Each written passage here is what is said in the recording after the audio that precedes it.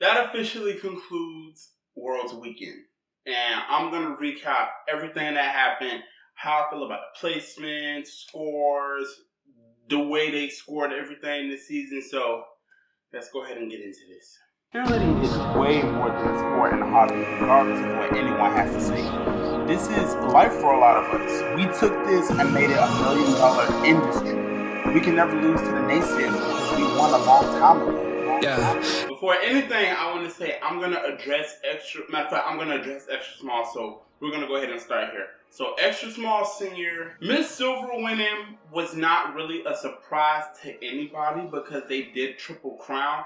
And I'm really glad, and when you sit back and really think about it, these extra small divisions are really a blessing for these smaller programs. USASL varsity, whoever's in charge of this, your dumbass did one thing correctly this season, so we could probably thank you for that. Moving on to small senior, I am pressed. I'm really pressed. I'm not even mad that I am mad. I'm mad SSX won, but I'm not gonna say they didn't deserve it because their routine was really good. Now, had their routine not have been up to par with Generals, that's one thing, but it was definitely on their level as far as tumbling and choreo. How do Generals and SSX hit on day one? Generals is in first with I think a 141 or a 140, and SSX is literally right behind them. Now, move on to day two.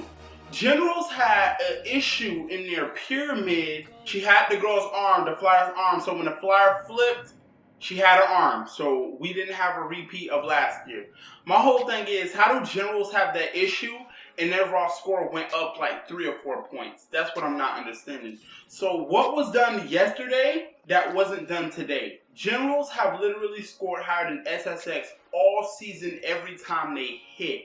Not even discrediting them. Generals have literally been on a roll, and the only competition that they lost leading up to Worlds was NCA because they didn't hit on day one. With that being said, how do you go throughout the entire season having the highest raw score, going into day two with the highest raw score, and then you have an issue and your score goes up? See, this is why we need transparency in this sport, because parents, coaches, and these athletes need to understand what changed, what was different, why is the score like judges need to be able to communicate with these coaches on some sort of level or something, because we need explanations for this type of stuff.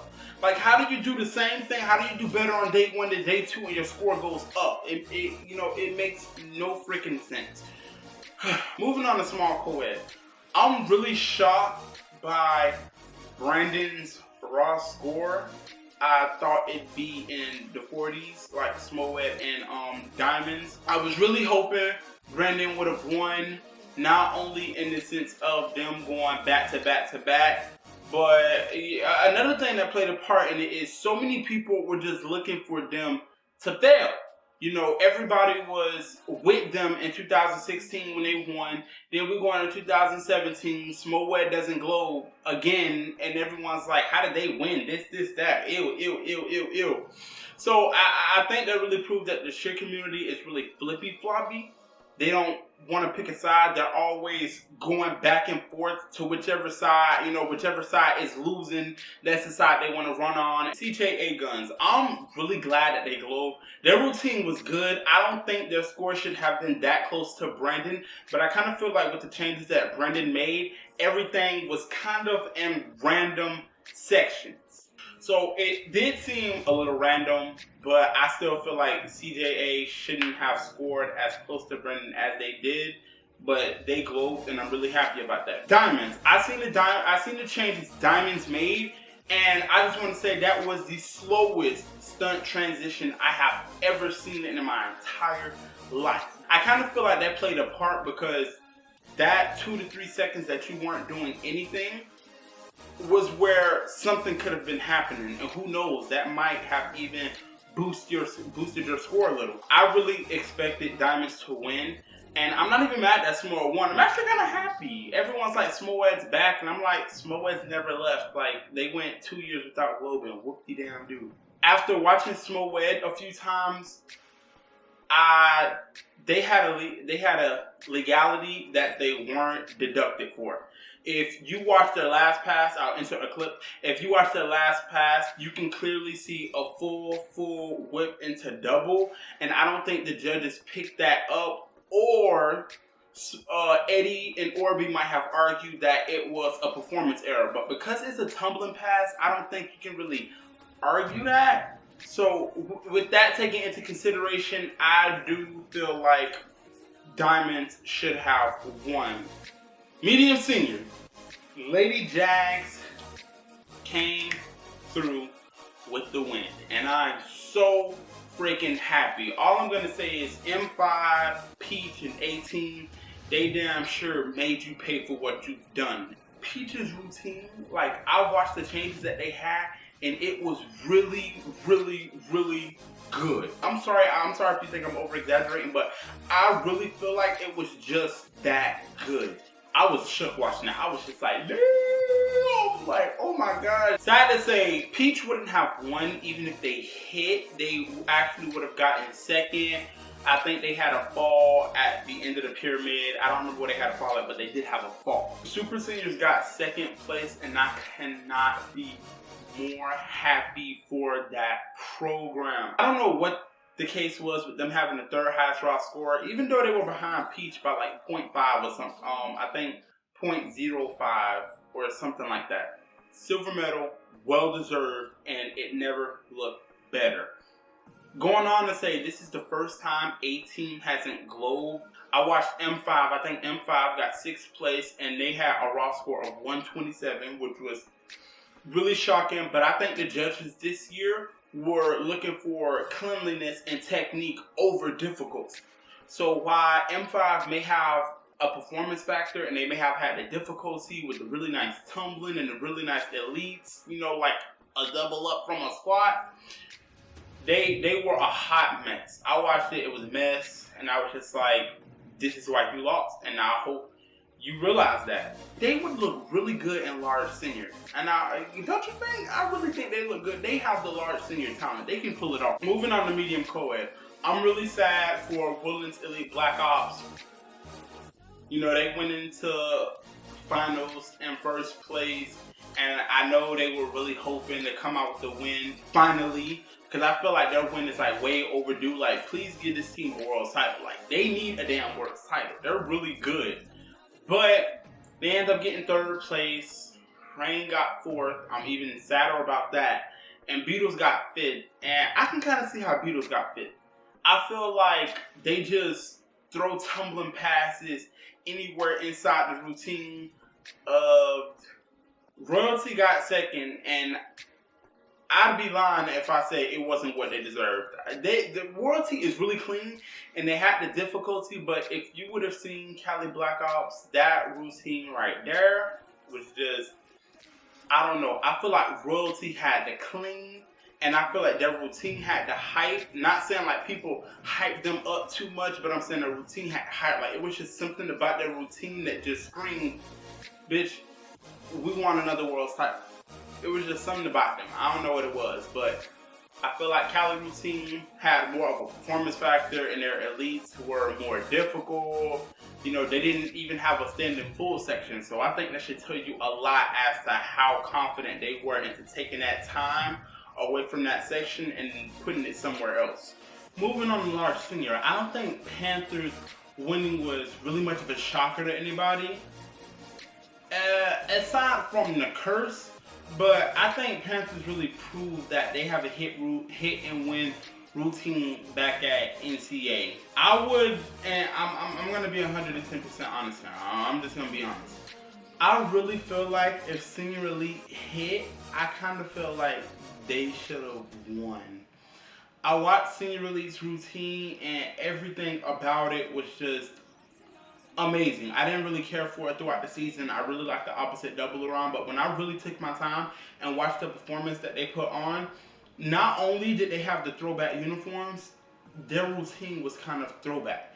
The way the dismounts were different, you know, everything about it was just really nice. I don't think the stunts really touched back on, you know, like 2013 per se, but I really feel like if they hit that, they should have won. Someone said something about them having a higher difficulty score or something of that sort, but I don't think the composition score sheets were released, so I don't know if I can confirm that myself. Everyone doubted Orange all throughout the season, and I'm so glad that, you know, I don't think them losing was much of a shocker.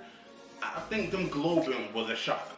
But watching Orange, when I seen them at NCA, the elites were just bam, all high to highs, nice inversions. They were really clean, and I feel like the judges were really taking clean and great technique over difficulty, or at least they wanted that more, or they were considering that more than they considered difficulty in the situation. So shout out to Orange, OC for life. They really decked the halls in citrus. Well, decked the floors in citrus because they got third. Shooting Stars getting second was also a shocker to me. I really thought that they would have won. I felt like their stunting was pretty much on the level of Panthers, but they had the way better tumbling. So that was kind of much of a shocker. They really put on a show. They put on a hell of a show. Crowds were going wild, and even with second place, I really think they just might have had the loudest audience this season. I'm really disappointed in F5 because going into day one, they had the lowest raw score out of top 5. They had a 137, and that really pissed me off, like, a lot, because F5 has received a 137 at Worlds for the last 4 years. 2015, 137. 2016, 137. 2017, 137. 2018, 137. But overall, they finished in 5th place, and they finished with a 135 point something. And Midnight was almost 10 points behind them, which isn't much of a shocker because Midnight's tumbling and I feel like their technique, amongst other things, weren't really on the level of top 5. But I think give them time because they are a Cali team and they are from a big program, so they do have the means to get the choreographers and all that sort of stuff to really push themselves up. So give them a little time. They just might break top 5 next year or the year after. So who knows? With the way we have USASF in charge of cheerleading and varsity sanctioning almost all of our competitions. So for them to hire people who don't know a damn thing about cheer, announcers, I'm not even surprised people in the crowd were just like completely clueless as to what was going on. Like Santuan did his 1.5 split. Like this is the 10-year anniversary of something that was really iconic all throughout cheerleading. So for them to just was really annoying. Like, bitch, even if it ain't exciting, clap, scream, yell, lose your voice, have fun, interact. But I was one of the people that said, you know, cheerleaders are leaders. You hype the crowd. The crowd doesn't hype you, so stop complaining about a crowd, even though it pissed me off. Moving on to large co-ed, and I just want to say that I am very pissed and very unhappy with the results, yet I'm not surprised. So I'm not going to say Cheetahs didn't deserve to win, because I felt like everybody who kind of won this season really had a routine that was worth first place. First, Steel got third. I think they had a couple bobbles. So there's that. I really like the upgrades that they made. I really hate the fact that people were hyping up. I can't remember his name. I think his name was Brian or something like that. He came up, matter of fact, he came up with this thing that was basically a Charlie inside of an Arabian. And everyone was kind of like, oh, name it this, name it that, name it this, name it that. And I'm like, bitch, it's a Charlie and an Arabian. Just like Claw 6, who took a Charlie and put it in the stunt where they tossed the girl 3 panels over.